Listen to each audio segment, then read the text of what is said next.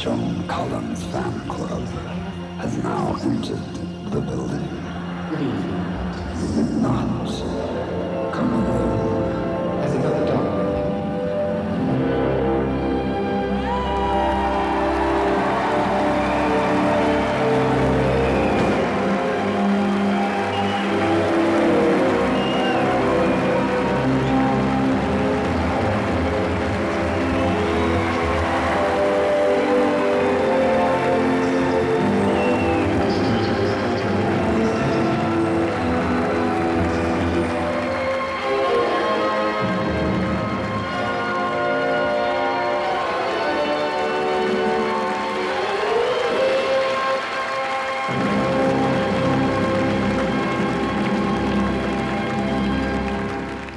Good evening, punters.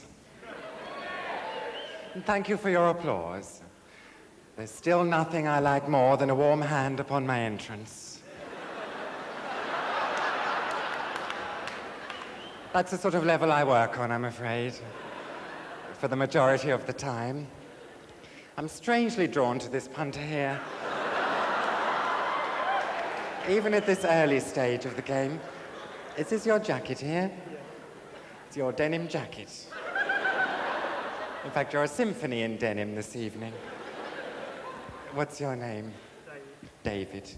It's all warm, this. It's been on your lap, I suppose. What do we think of this? What about this empty seat here? Is no one sitting here? Is there some amusing anecdote attached to someone who was going to sit here? Would you mind if he put his jacket there? Is that all right with you? What was your name? David. David. I knew it was something nondescript. That's much more comfortable. Would you like to put your jacket over there as well? Although they might get confused, mightn't they? Two peas in a pod, look. An apple cleft in twain. That's a bit of Shakespeare. Hello. How old are you? 21, really? Quelle surprise.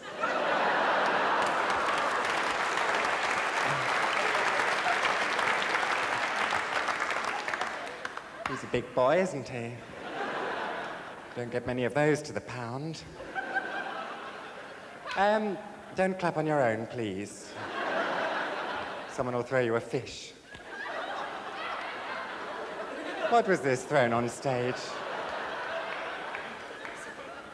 Fish fingers.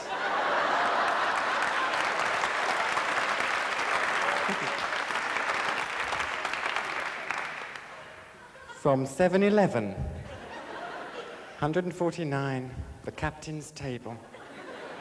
How lovely. One of my hobbies, apart from eating fish fingers thrown at me by deranged punters, is mountaineering. I don't know, I know it's an unusual hobby. I don't know how I came to be interested in mountaineering. I think I was a very impressionable child, and when Julie Andrews sang "Climb Every Mountain," I took her literally. I was halfway up that mountain with a haversack on my back. I think it was a haversack, anyway. The thing is, you want somewhere to keep your billy can, don't you?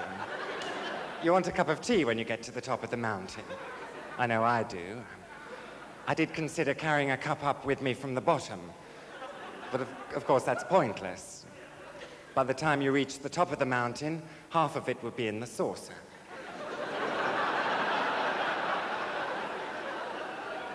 So that's no use to anyone. I love that moment, though. I love that moment when you reach the tip of the mountain and the team leader whips his flagpole out. That's if you get that far, of course. I mean, sometimes the mist will descend and you're left there just groping in the dark. Groping in the dark. Just a normal day, really. For me. What's that punter there doing, mincing in at this late hour? I'm afraid you've missed my spectacular opening. If you'll pardon the expression. I'm sorry about this upstairs. I'll be with you in a moment, but this is a bit of an outrage, and I don't think we should let it pass us by. What's your name? Any idea?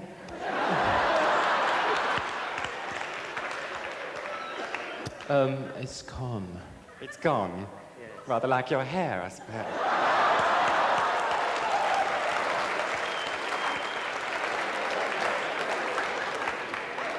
Haven't got much hair, have you? But a lovely head of skin. If you don't mind me saying so. Well, huge, this stage, isn't it? Huge. Biggest erection I've ever worked on. Now, there I was one day on the mountain, if you recall, groping in the dark. I heard this disembodied voice. It was the team leader. He said, "We're looking for base camp, Clary."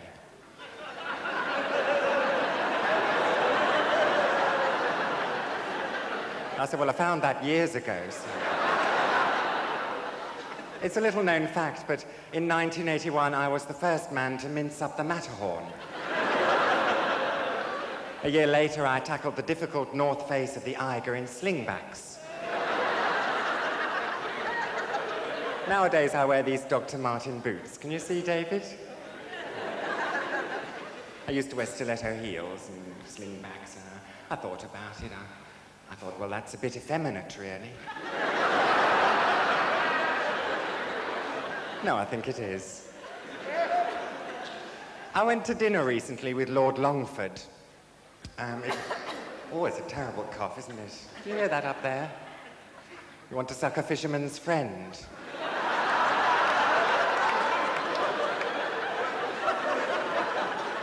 If you take my tip.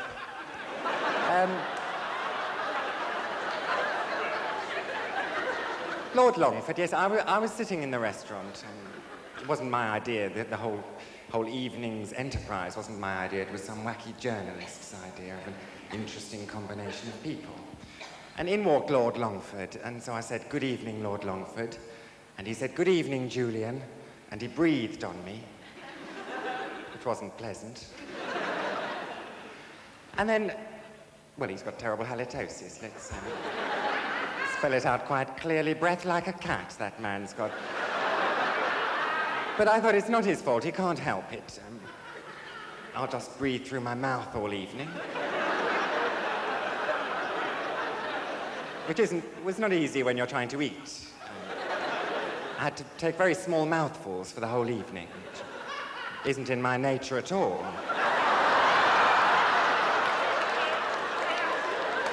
I tend to wolf my food down. And then he sat there and he started dribbling all over the table. I thought, well, that's not his fault either. So I just slipped surreptitiously down to ground level, and I slipped a packet of Rothmans under the table leg, so that all the dribble went in his direction.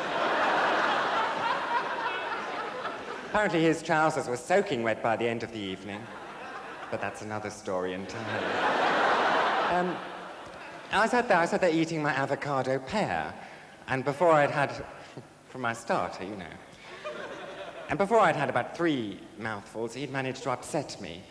He started going on about gay people, and how he thought of gay people much the same way as he thought of bald people. He said, people struggling through life with a difficult handicap. I was a bit offended, aren't you, on behalf of bald people? I thought you're offending a whole stream of minority groups here, in one swoop of green steam from your mouth. And so I put my fork down, very decisively. Down. Because you don't need a fork with an avocado pear, do you? And I picked my spoon up. And I waved it at him. Menacingly. I said, "You can say what you like about gay people, Lord Longford, but generally speaking, they don't have bad breath and they don't dribble."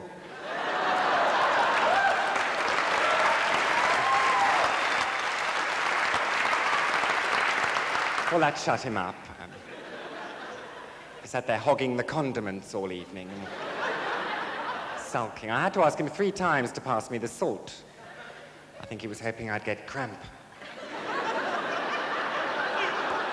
It's no good. It's no good in... All right up there? Not a dry seat in the house. It's no good inventing a radio microphone, is it, without a radio microphone stand? Because I can wander where I want with this, but I have to come back here to base camp if I want to have a rest, you know. You want something that will just follow you round 18 inches behind, I think. That would be ideal.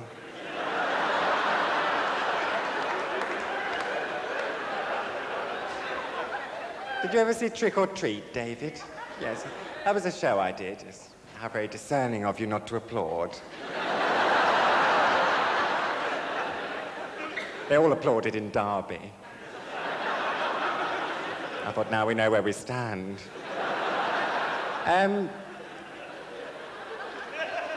Well, Trick or Treat apparently was family viewing. I'm not quite sure what family viewing is. I've been touring up and down the motorways and... Well, no, I haven't been touring the motorways. What am I talking about? What nonsense. I've been touring up and down the country, shall we say, and via the motorways. No, I thought of a joke there, but I've dismissed it. In an instant. I've seen families, is the point I'm trying to say. At the service stations, you see families there. Carloads of sticky children and irate adults, as far as I can make out. But this show isn't family viewing, that's the point I want to make. This is lonely bachelor and single parent viewing. Mind you, everyone's welcome. You can't be too picky with halls this size, I don't think. Any old riff-raff will do. Just aren't enough supply teachers to go round. Your jacket's enjoying itself, David. Made friends with the other one. They're intertwined there. Who does your hair for you, David? Is it the council?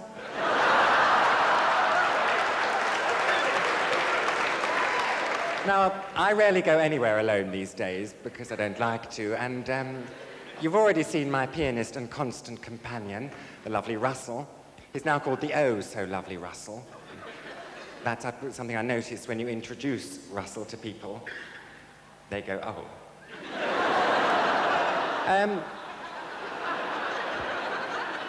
We'll wheel him on now, but I do want you to bear in mind while you're watching Russell this evening that he is in fact the only known heterosexual in the world of show business today.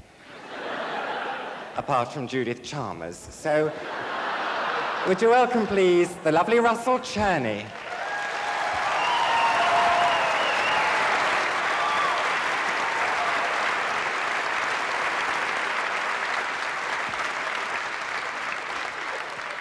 Hello, Russell. Hello, Julian. You are a heterosexual, aren't you? I am, yes. I can't emphasize that too much. And is it a lonely life for you, being the only known heterosexual apart from Judith Chalmers?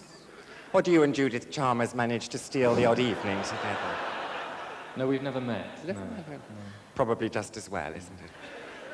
Who knows what chemistry there might be between you. Indeed. Mm-hmm. Russell doesn't only play the piano for me, he also does all my housework, which is a boon. The first thing I see every morning is the lovely Russell having a squirt and a wipe in the living room.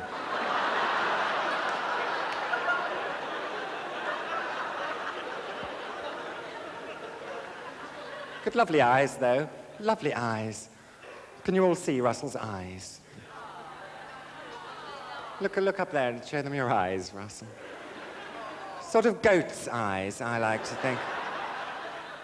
He'll make someone a lovely yogurt one day. When he's a bit older, perhaps. And you've got a girlfriend, haven't you? I have, yes. As if to prove a point. The lovely Helga. But you and I have been together a while now, haven't we? Professionally speaking, yes. Yes. 2 years. Is it 2 years? It is. Good Lord. Man and boy. There's a kind of umbilical cord running between us. You could hang your washing out on that cord. You could say that, yeah. Indeed, I just did. What were you, Russell? Can you remember that far back? Before I plucked you from obscurity? What were you then? I was a nobody. I just wanted to make that point, really. Have you got the rhythm of life with you, lovely Russell? Yes, I've got it right here, yes. Right. We'd never have known, would we? You hide it very well. Because I think it's important to stretch yourself as a performer, and I've been stretching myself in a musical direction. And I think we'll do a song is what I'm building up to. Don't need all this nonsense, I could just get on with it, really, couldn't I? You could, really. I'm shilly-shallying, Russell. You are. You are a heterosexual, I aren't am. you? Yes. There's been no change on that front. Indeed not, no. No. Right, well, let's do a song, shall we, Russell, Let's do a without song. further ado? Indeed. And to help us in our endeavours, would you welcome onto the stage, please, the lovely Barb Younger and Michael Parker.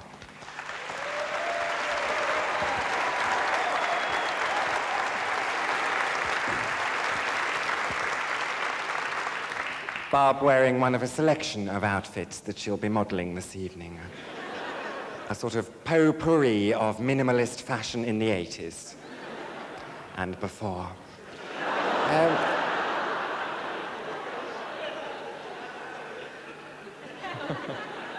Very tetchy, these musos. I mean, be careful. Michael Parker. Hello, Michael. You wouldn't think it to look at him, but his father was a boxer. And his mother was a Cocker Spaniel.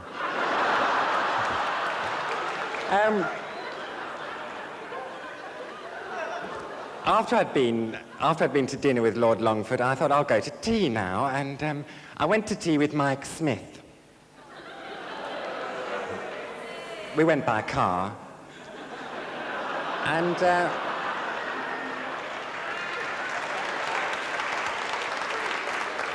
it's a round of applause for the car there. How kind. And when we got there, he said, you must come and see my beautiful home, and it really has got a beautiful home. I can't tell you how beautiful it is. It really is a very beautiful home. Oh, sorry, I'm being heckled. What's Sarah Green like? She was all right. Limped a bit, but I thought she was nice.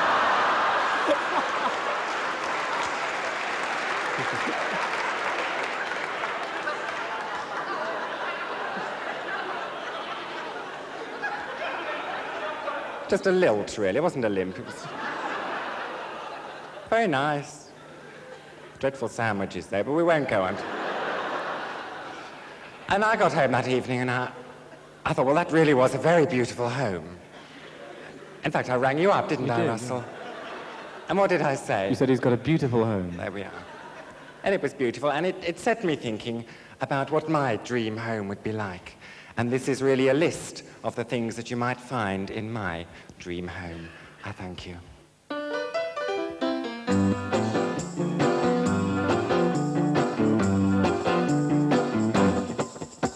I won a competition for a modern-day home, and now I've got concealed lighting and a push-button phone. I've a plum-flock lounge with an alcove in green and a thick pile carpet in rich tangerine. I've a coal effect clock and a lady shave broom, a microwave telly and a non-stick vacuum, tinted double glazing which is 24-hour, and over my bath I've got a teas-made shower.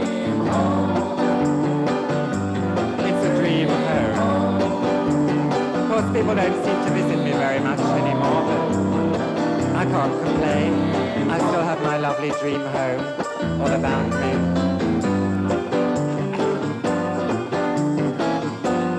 I think I've more or less forgotten the words to this final verse. But you catch my drift. It's basically just a long list of things that I have in my home. And any moment now there'll be a chorus, I believe, and I'll know exactly where I stand. I feel it coming upon me shortly. Any second now.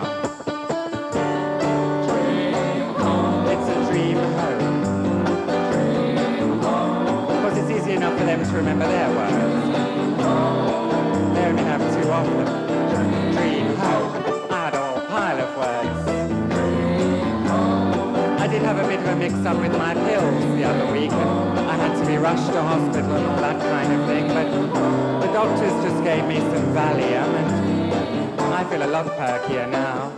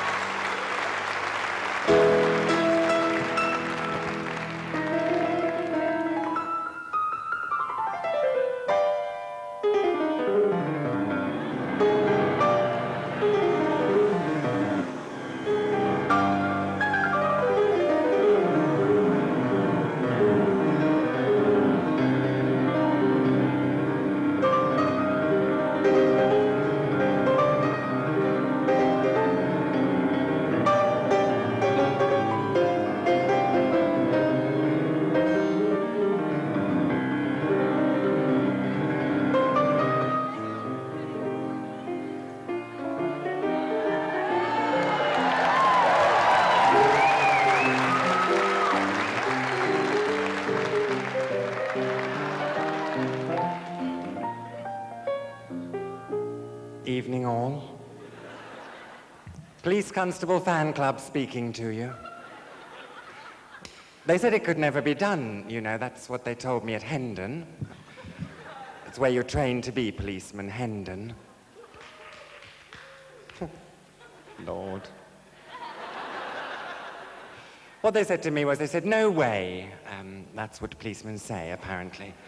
Things like no way or okie doke. So I picked all these up in Hendon. That's the only thing you can pick up in Hendon. Right you are, that's another one.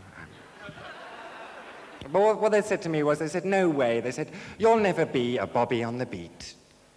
But quelle surprise, punters. Quelle surprise indeed. I've got some marigold gloves. And a truncheon in my pocket. I don't think I need to say more, do you? And I'm rather enjoying it, this policeman lark. I've only been in the force a couple of weeks now, and already I'm president of the Shiny Helmet Club. Can't be bad, can it? It's hard, though. I mean, it is a hard life being a policeman. It's not all flat feet and whistles. Not by a long chalk. The other morning, they rang me up, my superiors, and they said, we want to send you off to work. We want to send you off on a dawn raid. A dawn raid, if you please. I said, I'm sorry. You won't see me before 10:30 in the morning. Well, you just won't. I don't have my porridge till 9. And I'm not leaving the house without something hot inside me, not for anybody. Sorry about that joke. I'm deeply ashamed of that line. They don't call us the filth for nothing, though, you know. It's fortunate for me, though, I've got a very understanding boss. This is a picture of him here. I'm James Anderton's personal assistant. And if you don't believe me, I've got the whip marks to prove it. Certainly earned my stripes. And we get on remarkably well together. In private, we even have pet names for each other. I call him Jimbo. He calls me the spawn of Beelzebub. Works out quite well. It was him who sent me here this evening. He said, you're going to the Hackney Empire. He said, see if you can't improve relations a bit between the police and the young people. Because apparently some of you young people don't like us very much. I don't know if this is right, and some of you don't trust the police. Well, we want to change all that. So from now on, any young person, or YP as we call them, placed under arrest won't automatically be beaten up in the back of the van. Good Lord, no. No way. From now on, upon your arrest, you'll be given a nice cup of herbal tea and a fudge finger. Apparently it's just enough.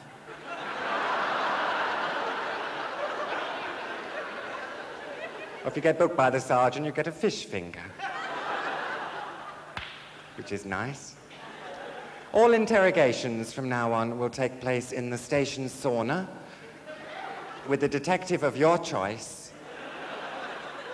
And to cap it all High Court judges will answer to the name of Shirley. So what's new? But how is this going to affect your average Bobby on your average beat? Well, take a look at me. And I'm in plain clothes. If you catch my drift. I know David does. There's his clothes there. Plain as plain.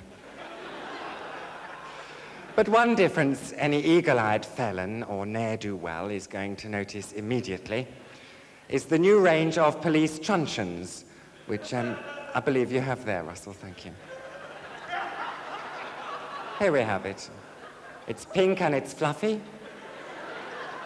Still capable of giving you a nasty brush on the cheek, though. Should it be considered necessary. Would you mind stroking my truncheon for me? To confirm its fluffiness? It is very fluffy, isn't it? Your hair's interesting, isn't it? It's quite fluffy as well. I'm only going to touch it. Lovely, you've got a centre parting. I didn't think we had those in London anymore. What's your name?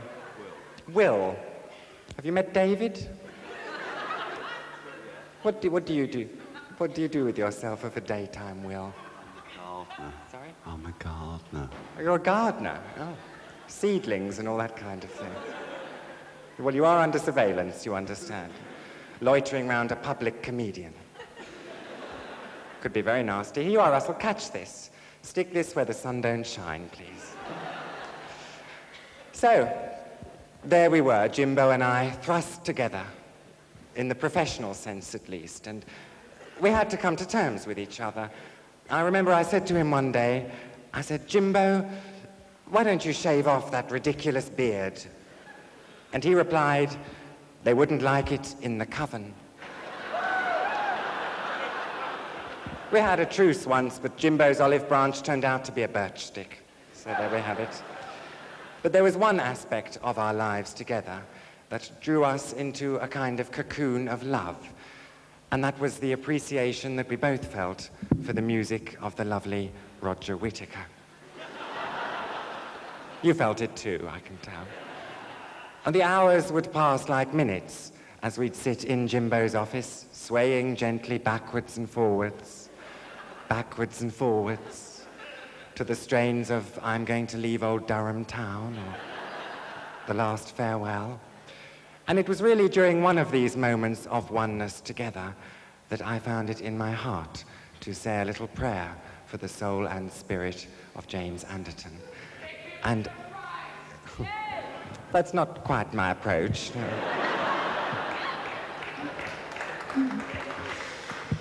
No, I prefer to pray for somebody, and in fact, I was going to ask you if you wouldn't mind if you'd now join me in saying just a few words to whoever it is that lies out there in the great behind.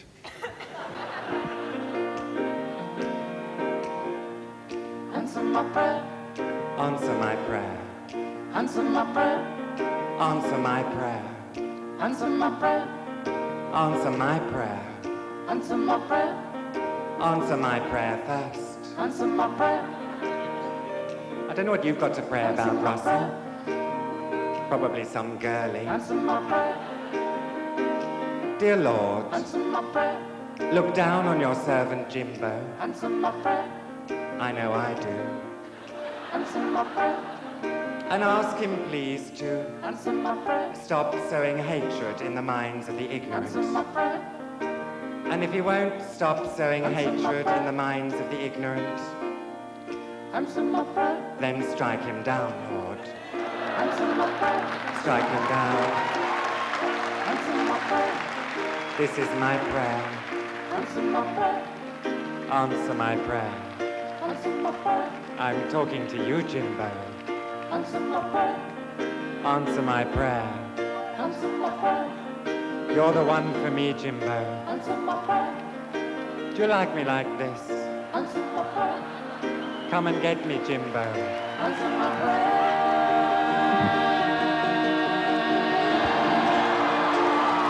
Thank you.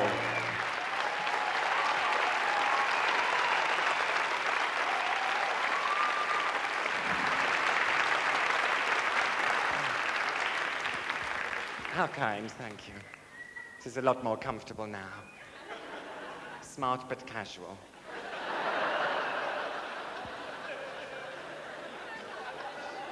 My costume designer told me this was symbolic. He didn't tell me what of, unfortunately. You all right, Russell? Fine, thank you. you. Bearing up? Oh, yes. Look at all this mess I've made here. Shocking. You being a Virgo would want to clear that up, I expect.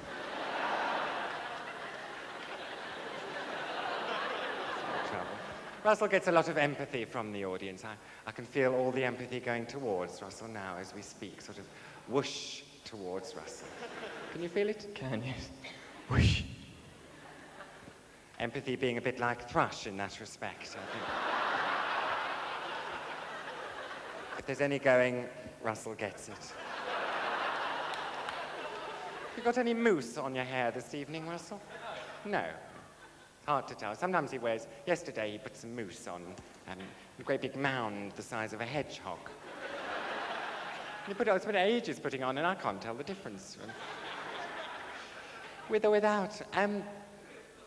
I've been on the phone to Joan.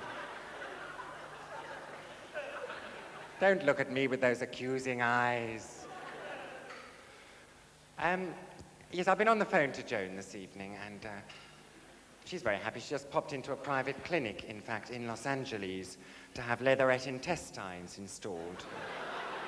Apparently that's the latest thing now in Hollywood. Anyone who's anybody does have leatherette intestines. But they don't all have them with the Louis Vuitton motif throughout. Which is what Joan is plumped for, from gullet to exit. But she asked me if I'd mentioned to you one of her money-making ventures on the side. And I'm talking now about the Joan Collins School of Acting for stage, screen, and airport terminal. Now, what I'd like to read you here, this is vintage Dynasty script, and there are two parts. Normally, I read the part of Alexis Carrington myself, because I do bear an uncanny and unnatural resemblance to her. As I'm sure you'll agree at the back. Can you hear me at the back? They're receiving me at the rear, Russell. That's nice. That's good. But the part of Blake Carrington, I've got a feeling in my water this evening that there's really only one person in this entire auditorium who could do justice to such a plum roll. And it's you, David. Could I trouble you? Could we have some encouragement for David? You'll have to come with me.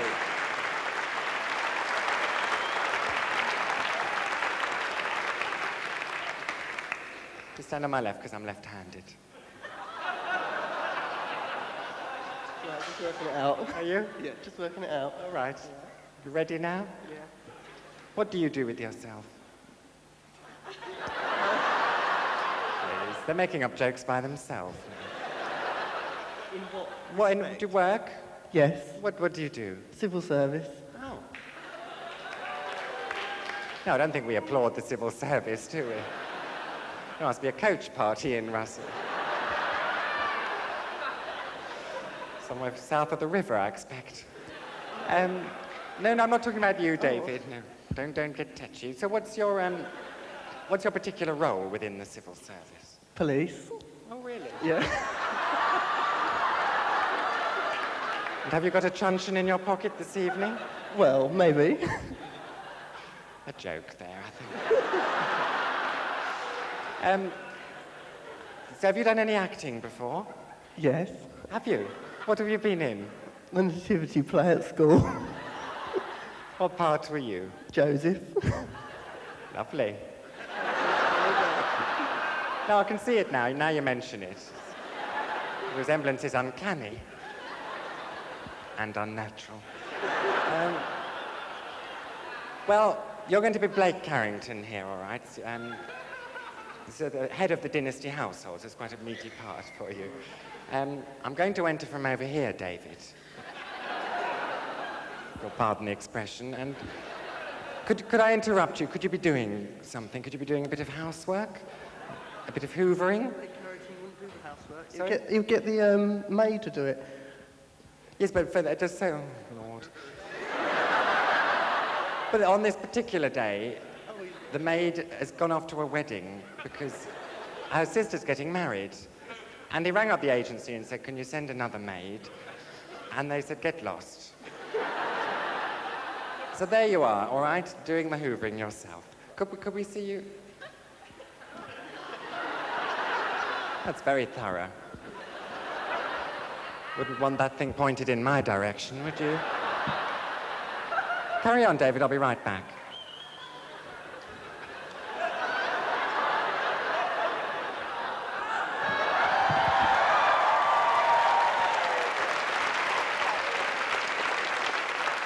You can stop now. It looks like you're giving the butler hand relief or something.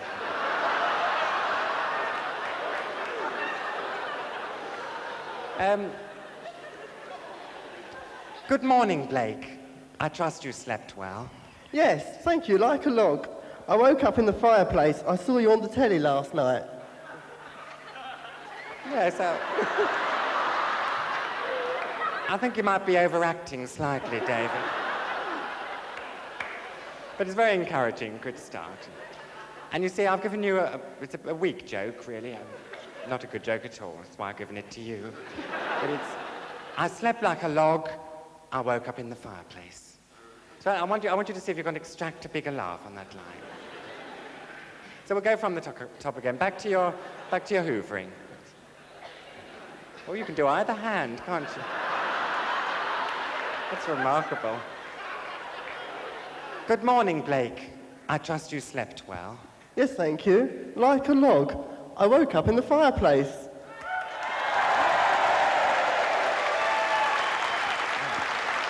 There we have it, David. That's your applause there. It's yours to take home with you. I saw you on the telly last night. Yes, I'll sleep anywhere when I'm drunk. Has the milkman... Could you wait for my laugh to finish, please?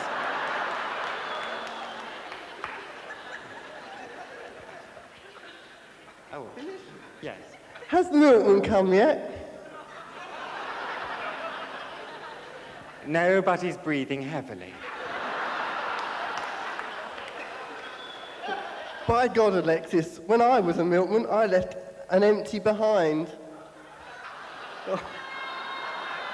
I think you misread that line. Would you... No, sorry. You missed out a vital word, didn't you? Have another crack at that line. By God, Alexis, when I was a milkman, I never left an empty behind. Otherwise, we don't get the full extent of the double entendre, you see. That word never is vital to that sentence. Was that your daughter I heard screaming? Yes, she makes a lot of noise, but her heart's in the right place. It's almost as if Blake Carrington was in this very room, isn't it? Pity about the rest of her. I'm sorry to hear that Crystal gave birth to 6 piglets in the night. Yes, and I want to know the swine responsible. Sorry, that is a terrible line. Russell wrote that line. All part of life's rich Tupperware. Those are nice trousers you're wearing. Yes, Crystal made them for me. Perhaps you should use a pattern in future. Have you got a jacket to match? Yes. Where is it? Down there. We're improvising now, so... Never improvise with a civil servant, that's my advice.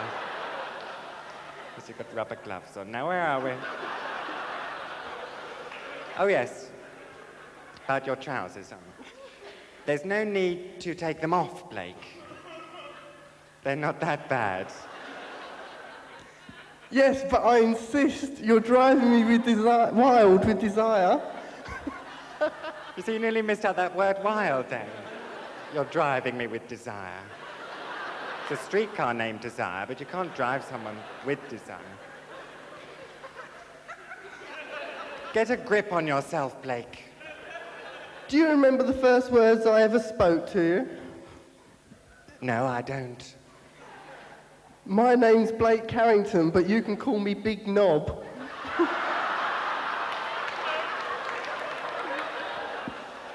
Yes. I was wondering which word you might miss out of that line. But fortunately, we had a full house for that one. You can call me Big, you could have had. And then you offered me a job as your secretary. I needed someone to help me with my enormous mail. Yes, I think you're overemphasizing the... That's a throwaway line, really. Indeed, you threw it away. It was nothing I couldn't handle. Now, this is your big speech here. I don't want you to get a bit worked up, a bit emotive, and project to the back of the auditorium.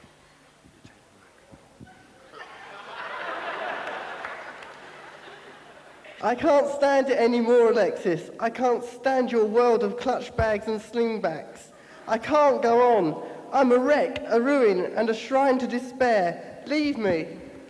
Leave me. There's only one thing that will make me feel better now, and that's to sing that old Roger Whittaker classic. I'm going to leave old Durham town at the top of my voice. Leaving me. I'm going to old Durham town. Old Durham town. I'm going to leave old Durham town, and that's leaving's gonna get me down.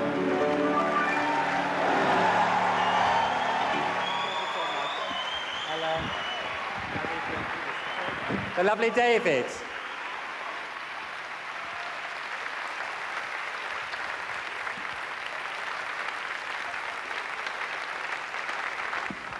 David, we have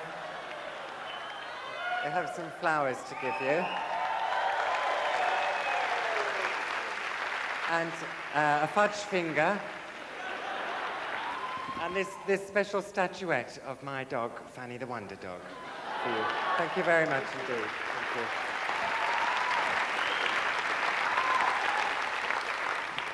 That's my dog, Fanny, that, well, as you know, I used to work with her, and then she retired. She had enough, so she retired. Well, it's sad for us, I know, but she's much happier. I think that what it was, meeting people like Ben Elton and Jonathan Ross, was all very well. But quite frankly, at the end of the day, she'd rather have her nose stuck up some dog's bum in the park.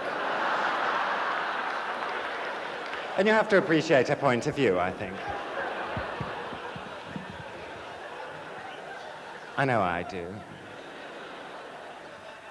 I worry about her, though. She's staying in Swindon at the moment with my sister. And my sister has got this peculiar cat called Polly. Now, Polly was perfectly all right when she was a kitten, just used to bounce around the place like kittens do. And one day my sister came downstairs and she thought, well, where's the cat? And she opened the back door and Polly walked in like this.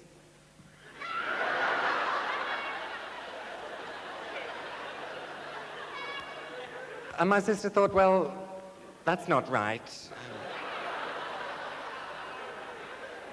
I better take her to the vet. So she took Polly to the vet, and the vet said, well, that's not right. She said, what's wrong with Polly? He said, I'm afraid Polly has had a stroke. She said, well, I know that, but what's wrong with her? He said, no, you don't understand. He said, I'm going to have to put Polly to sleep. And she said, no, don't do that. I'll take her home. Maybe she'll get better. And she's had this cat for about 6 months now. And there's no change, and it seems to be all right. It's still...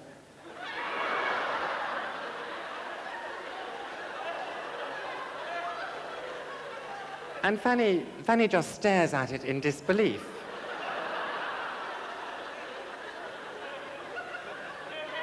Not that Fanny is the most psychologically sound of creatures herself. When Fanny came on heat, she used to approach dogs backwards. Straight down to the nitty-gritty. Then it's the wheelbarrow that's had a very unfortunate surprise.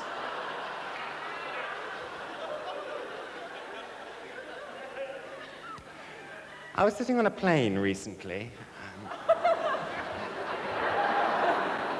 The reason I was sitting on an aeroplane is quite interesting. My manager rang me up and he said, "You've been offered an interesting bit of work. Would you like to do this year a pantomime in Reading with Linda Lusardi?" And when I heard the news, I was physically sick. Spontaneous projectile vomiting. I thought I was overreacting slightly. I thought you need a holiday, so there I was on this aeroplane and just looking forward to the baggage reclaim. Because I love a baggage reclaim. It's very often the highlight of the holiday for me. I think that being a homosexual, I haven't bred any children at all, but I imagine that waiting for your children to come out of school at 3:30 is really much the same sensation as waiting for the baggage reclaim. Correct me if I'm wrong. I wouldn't know. My suitcase has always been a bit of a minx, though. Always the last one through the tunnel. Comes bounding through, buckles all undone. Waving some stupid scribble he's done of the drawing of the hold.